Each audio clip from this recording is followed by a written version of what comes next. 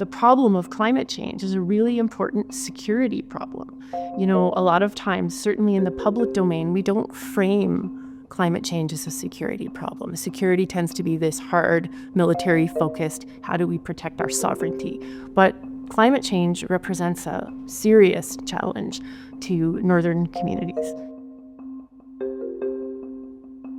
I'm Kari Roberts, and I'm a professor in the Department of Economics, Justice, and Policy Studies. Around the time I came to Mount Royal, Russia rather famously planted a Russian flag made of titanium on the seabed under the North Pole. It was perceived as an opportunistic stunt, but also a declaration of Russia's interests and sovereignty interests in the Arctic. And I've been thinking about and writing about the Arctic ever since. There's a lot of interest in the Arctic right now, and I'm a co-lead currently of the North American and Arctic Defense and Security Network, NADSEN.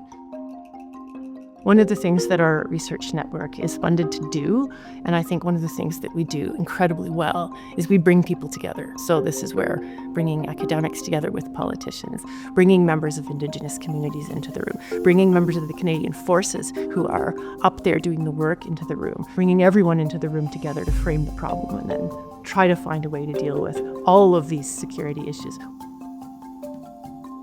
The Russian Northern Sea Route is critical to Russia's energy dominance. It's critical to its economic growth and future and strength. And so when Russia militarizes its Arctic and develops capacity, it isn't necessarily an inherently aggressive act. There's some of that dynamic happening there, but we really need to think carefully and critically about why Russia's behaving the way it is there. And to a great extent, that's because of the economic stakes.